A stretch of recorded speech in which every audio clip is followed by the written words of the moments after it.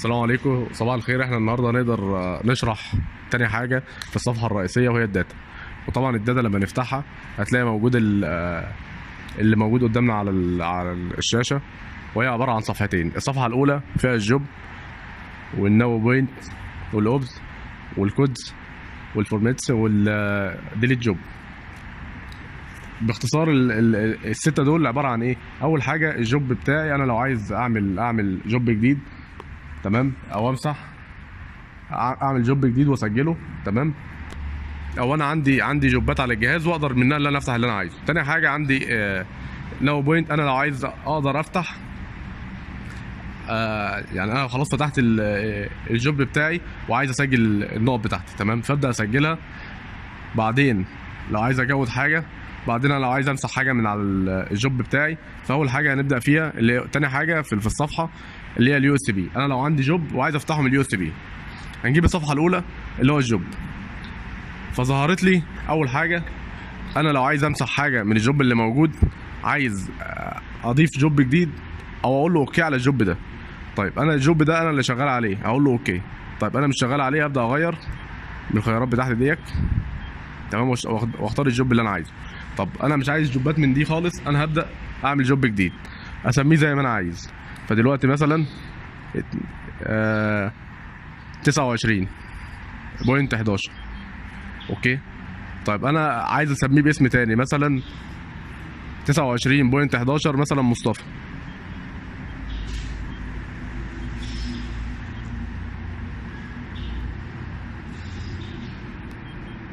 تمام.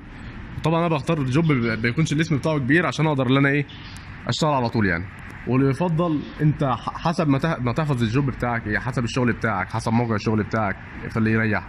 انا اخترت الكلام ده كله، اقول له طيب اوكي، اوكي، تمام. بعد ما دوست اوكي اروح طالع ومختار تاني حاجه. انا لو عايز اسجل البوينت، فطبعا بيقول لي اول نقطه انت عايز تسجلها ايه، اقول له مثلا 1،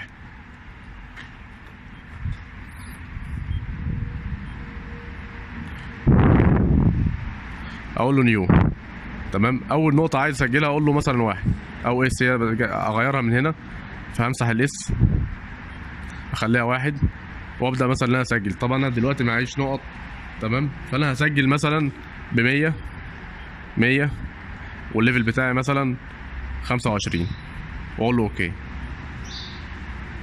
دي كده سجلت اول نقطه. طب تاني نقطه، انا برضو لو معايا النقط وعايز اسجلها، نقط الشغل اللي انا هشتغله او النقط اللي موجوده معايا الثوابت، فاقدر اشتغل اللي انا عايزه. طيب قلت له اوكي. بعد كده هنطلع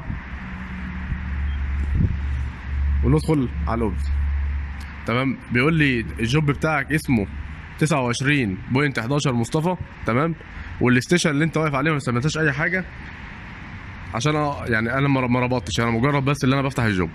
بعد كده عندي الكود، انا لو عايز اكود حاجه، تمام، دخلت نقط وانا عايز اكودها او اعرف النقط دي بتاعت ايه، فابدا ادخل النقطه واكودها زي ما انا عايز.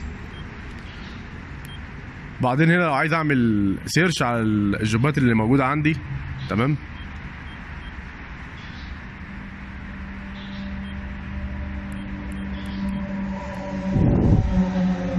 بعد كده انا لو عندي جوب وعايز ادلده، هقول له اوكي